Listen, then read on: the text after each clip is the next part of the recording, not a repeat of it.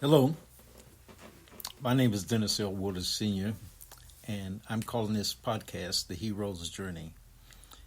It is a favorite topic of mine, and we could call it I Will Restore in harmony with the other podcasts that I've done over the years.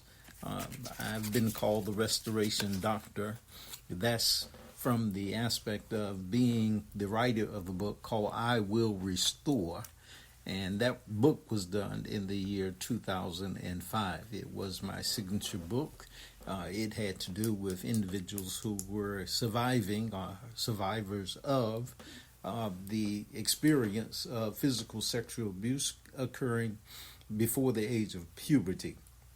For the average male at that time, puberty was something like 8, maybe 10 years old, something to that effect. Don't know really what it is at this particular point in time. It could be very much sooner.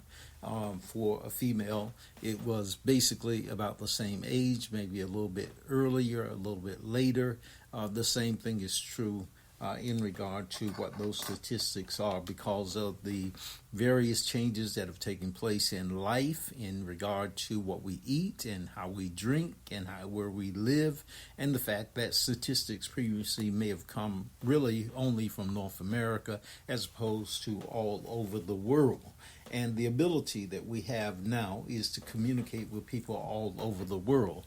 And so this podcast may be heard in any place all over the world. But at any rate, I Will Restore was born out of the statistics that I was working with. And at the time, the statistics says 1 out of 4 individuals who were females might possibly have been involved in physical sexual abuse prior to the age of puberty, and 1 out of 6 males. Those statistics may still be in place, and we were looking at the hero's journey as a relationship by which an individual might go through the healing process. That was the purpose of incorporating the hero's journey. So healing was seen as a journey that an individual would take in order to bring about this whole aspect of being whole and moving through a set of steps in order to become whole. My particular process in regard to this journey had a set of steps that were called the 8 A's. They were the 8 A's that I developed. Really, I say to individuals, I was given those 8 A's. I was given those 8 A's. And when I say given, I mean by spirit. I was given those 8 A's. And then I connected them to the steps that were involved in the hero's journey.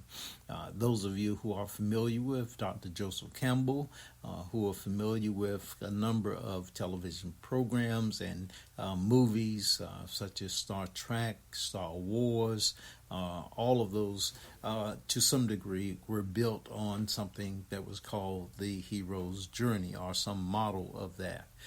Today they're writing movies, television shows, and they are doing so many wonderful things in regard to a version of the hero's journey. But it is so much more in this day and time. You may see something. I'm smiling right now. You may not be able to see me, but they're doing just so many wonderful things. And I encourage individuals to really consider your own journey, not in a reactionary way. Personally, there's so many steps that I talk to individuals about in regard to this aspect of moving to a place of healing. And one of the things that I talk about is the aspect of forgiveness. It is one of the first 4 steps. I said I had 8, but when I add my initially 4 steps, it becomes a 12-step program, if you will. 12 steps that an individual can go through, like 12 months in the year, but an individual can go through. And I deal with what some have called radical forgiveness. And so we'll talk about that as we go through this process as well. But that's a little bit of background. You might want to look at your own process of healing, your own process. What do you want to happen? Where do you want to go? How do you want to go through the process of healing? At any rate, this is the hero's journey, restoration through the process of the use of the hero's journey. And so hopefully you are familiar with the hero's journey, and we're not just theorizing.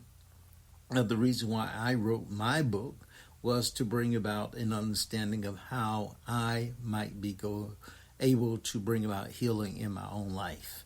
My particular process I've talked about in my own book, and this whole aspect of bringing about healing in my own life. And I am immensely grateful and thankful for the process of healing that has taken place in my life, for the process of growth that has taken place in my life, and for how Spirit has worked with me in a magnificent way. Let me say right off the top, it is possible to get in contact with me. You can send me an email at a couple of places. Email admin, ADMIN, at real, REL coach, COACH.com, admin at realcoach.com. Send me an email. We'll have a conversation. It will bring about healing in your life if you allow it to. We'll have a conversation in regard to that. And when I say that we'll have a conversation, this is a conversation I've had with hundreds, thousands of individuals via things that we've placed online. My name is Dr. Dennis L. Waters Sr. I'm called the Restoration Doctor. I've talked to people all over this world, and I mean literally all over this world. My book is called I Will Restore.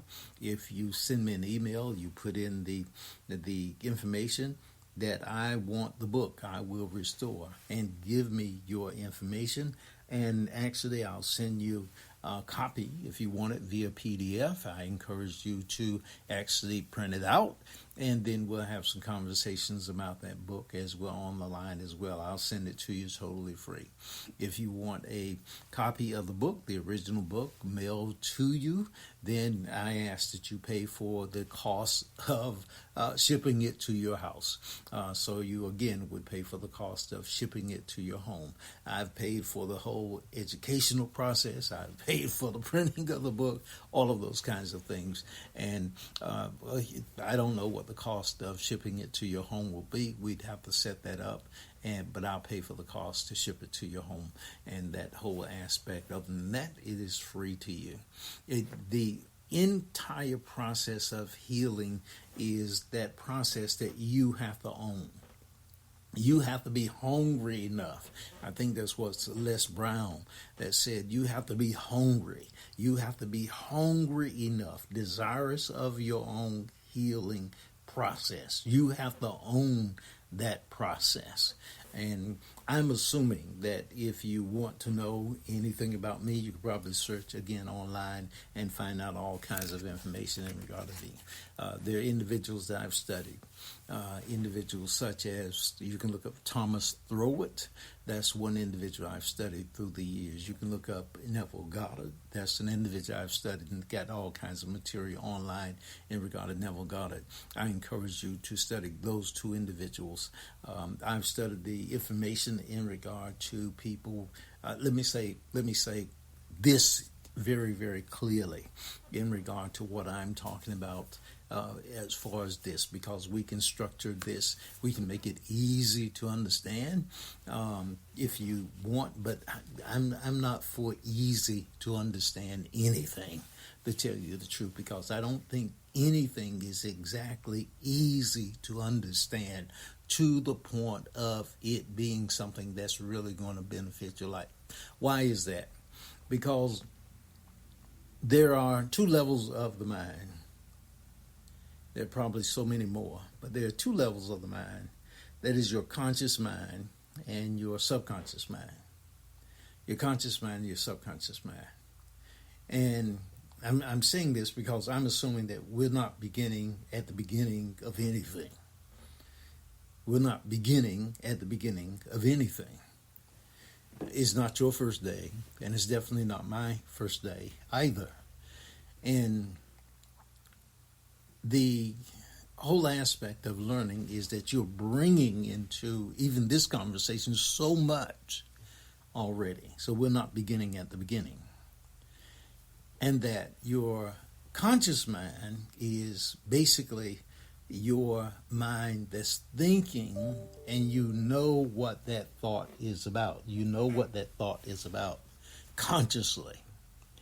But if you've ever seen that little picture of the relationship between the conscious mind and the subconscious mind, the conscious mind and the subconscious mind, that the mind, the two of them, there's about 5% of your learning or knowledge or understanding that is above the water level. It's seen as like an iceberg. It's 5% of your mind that is running your life is above the surface, if you will. And 95% is below the surface. If you think of an iceberg, is the what it's working with. The 5% that's above, that's your conscious mind. And the 95% is below, that's your subconscious mind. The 5% that's above, that's your awareness. That's your processing power of what you look at, and then you take that in, like what you're listening to my voice and all of that kind of stuff. But there's 95% that's below that you're not really consciously aware of yet. That's what's keeping your heart beating. That's what's helping your blood to flow. That's what's making sure that you are really all right. Those are things that are taking place that are out of your immediate awareness, pretty much. And it is those functions that are really involved, and that involved with keeping you alive, keeping you well, telling you what you should or should not do. And it's also those subconscious decisions and experiences that you've had that have left you in the situation that you are this very moment, this very day. And wherever you are, if you are exactly where you want to be, then hallelujah, praise God, you're wonderful. You should be just overjoyed. But if you want to go somewhere that's different from where you are, in regard to, say, your own life, your relationships, your financial situation in life, whether it is your health, your wealth, whether it is anything in life, in some kind of way you've got to do some fine-tuning in regard to your subconscious mind. That's just a fact. That's just a fact. And the subconscious mind is not really approached directly by the conscious mind. That is why that an individual, when they are looking at, say, a television program or a movie, if you actually pay attention to whatever is on that screen, you will find that there are so many moving parts on that screen that you initially do not see. If you look at a picture, especially one that's painted by a great artist, you will have to look at that picture a number of times before you actually understand that picture, because there are things that are hidden from the conscious mind that you almost need to close your eyes in order to see the picture that is before your eyes. And when it comes to the hero's journey, my statement is only those who see. Because there are messages that are hidden in the journey itself. And it's not a journey about who's looking at the picture that is right before you, no matter what that picture may be. no matter what that story that's told, it is a journey about the person who is actually seeing the picture, not the actors on the screen, but the person who is sitting in the movie theater. That's what this is about. It's not about what I'm saying. It's about what you are hearing. And one word is all it takes to bring you to a different level of life. One word.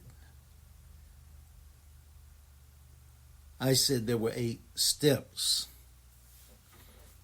that I initially came up with. And then there were 4 steps that brought a person to that I realized that the first 4 steps were vital that a person would work with when they were initially working with bringing about healing from this aspect of physical sexual abuse, which I eventually just said any kind of trauma whatsoever, any kind of trauma, doesn't matter what the trauma was. Let me give you those steps, and then we'll be finished for this day, for this moment, for this initial broadcast. The first step that I came up with in regard to the 4 preceding steps was a person needed to take 100% responsibility for their life. At some point, a person had to take 100% responsibility for their life. And you may wonder why I started broadcasting now. There are some things that happened in the recent days, past few days of my life, that has brought me to this point of even broadcasting now. And I want to keep broadcasting. I want to really keep broadcasting. I've had an off and on relationship with this idea. And one of the things is that I've had conversations with individuals and persons who have had what one might call traumatic events that have happened to them, from the loss of a loved one when they were very young, really babies. It wasn't a matter of physical sexual abuse. It was a matter that they lost a mother or a father when they were a young child, 3, 4, 5 years old. And after I had written my book, I finally had to face some losses in my own life. And one was, I came to realize that when I was a child, 5 years old, that I had some images in my mind that I had not really understood. They were of I'm from the South, and in my neighborhood, individuals covered up, when a person died, individuals covered up the mirrors in the house, because the idea was that the spirit of the individual would escape to the mirror, so that when a person would look at the mirror, they would see that individual. So they covered up the mirrors. And I remember at a time in my life that a mirror was covered up. I did not know who had died. Another memory that I had was that we were driving. I was in my parents' car, and we were going to a house. And I remember driving to the house, in the car that was going to the house, but I never remembered getting in the house. And those 2 memories were close together. And what I remember, and with help, was that I had a great-grandparent who lived in the home with me, and I was in the room when she took her last breath. And I had a grandparent who died within 2 weeks. These 2 people died within 2 weeks of each other. One was my great-grandmother, who had lived in the home with us. I was in her home, and she died, and they covered up the mirror. And then the other one was my grandmother, my paternal grandmother. She died, and we drove that road. I don't remember what happened once we got inside. I had to ask my sister, what did my great-grandmother feel about us? How does she feel about us? And she told me she loved us. And then, as I said, I've talked to others about the death of parents and how they worked that through. And then I studied the Bible. There's a text in the Bible, that sacred book. There are other sacred books. There's text in the Bible, but there's also a koan that says, what did your face look like before your grandparents were born? Before your parents were born? The Bible has that cryptic statement where God asked Jeremiah, said to Jeremiah, before I formed you in the womb, I knew you, and I ordained you a prophet unto the nations. So God is saying that Jeremiah had a presence, a you, before he was formed in the womb. And then there's another text where the prophet Job, and God asked Job, where were you when the morning stars sang together? Where is darkness housed? Where's the rain housed? And Job couldn't answer. And then there was a statement in the Bible where it says that all of a person's life are written in a book before they were even formed. Already written in a book. An amazing set of statements. And then there's a statement that says the counsel of peace was between those two. And so, when I looked at those things, I considered them. I thought that what was taking place was that the Spirit was saying that an individual has this presence that he or she is.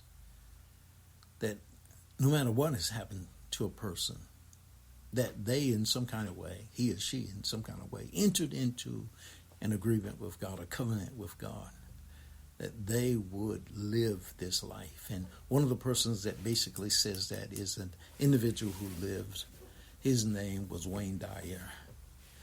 And he considered that he had entered into an agreement with Spirit, an agreement with God, that he would come and live, beginning life pretty much, being given away or set aside by his parents, and he would be in an orphanage.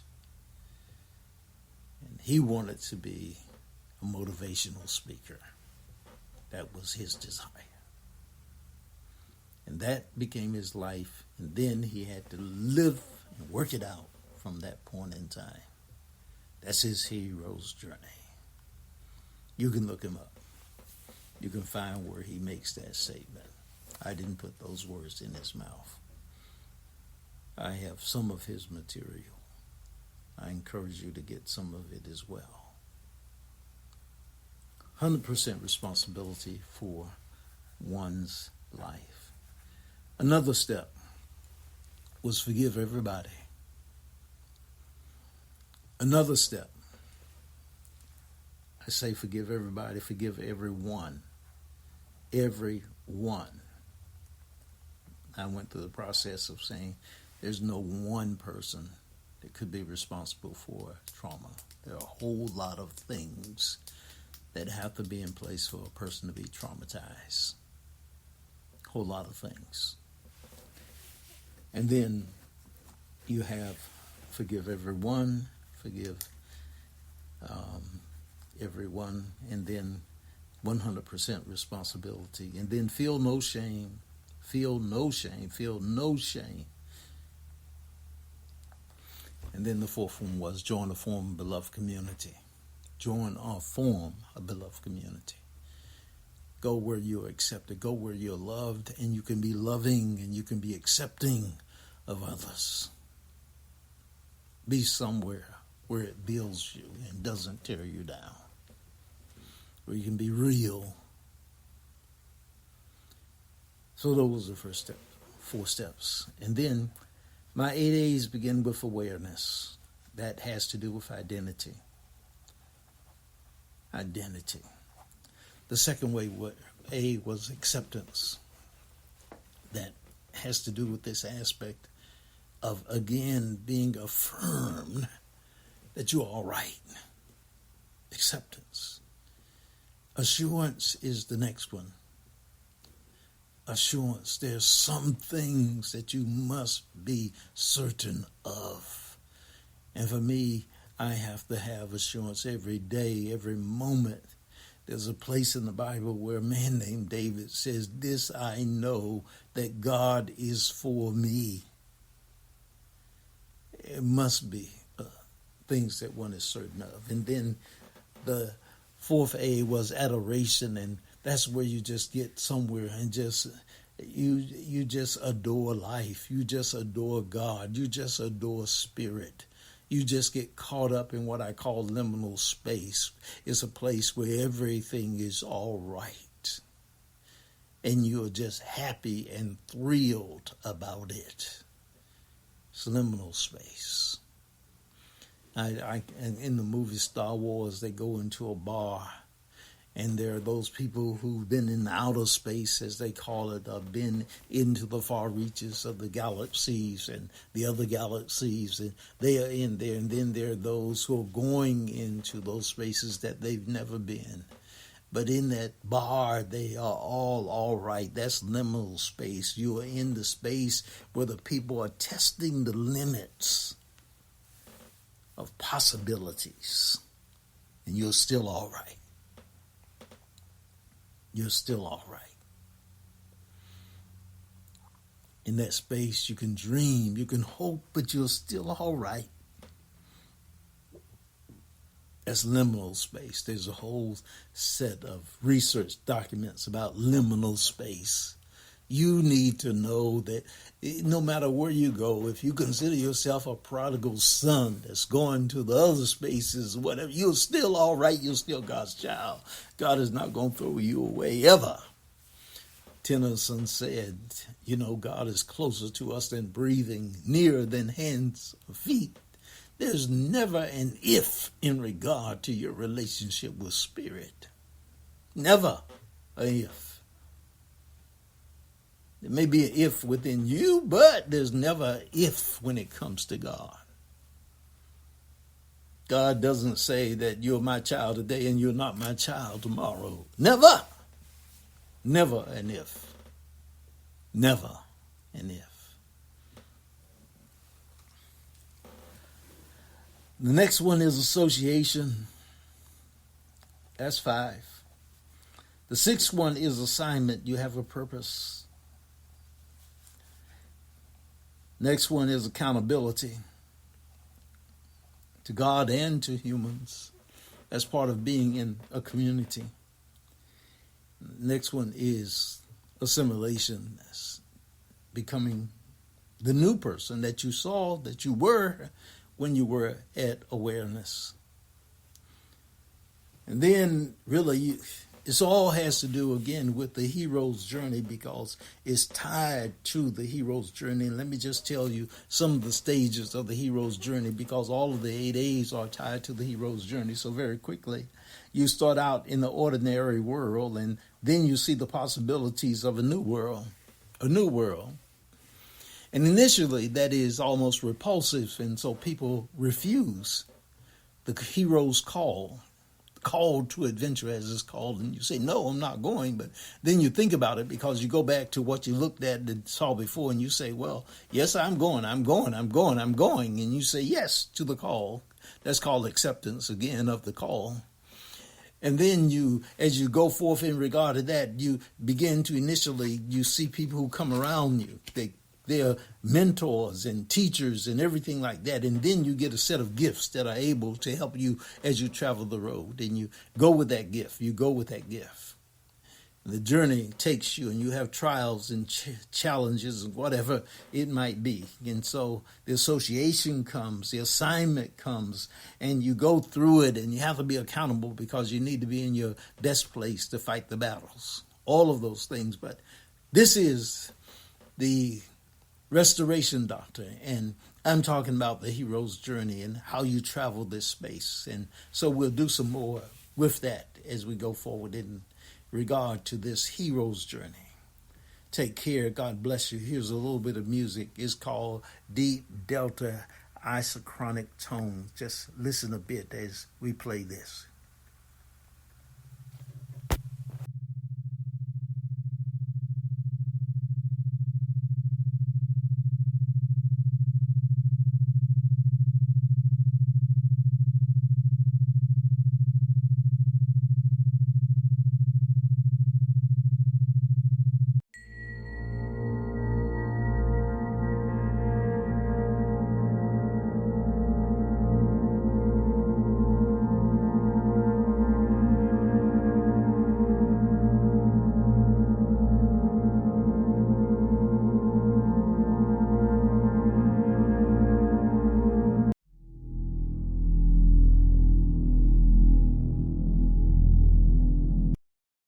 I invite you to take a deep breath.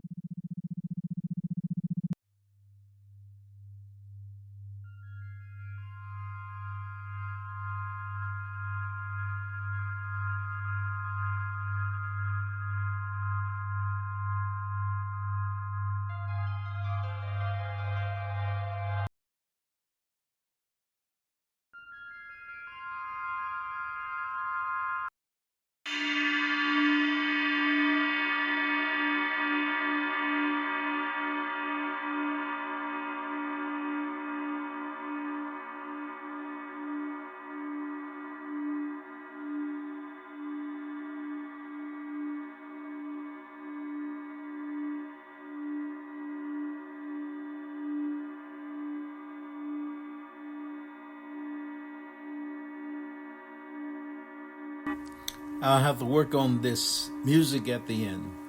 Bye for now. Take care. Take the hero's journey. Enjoy. Blessings. Bye-bye.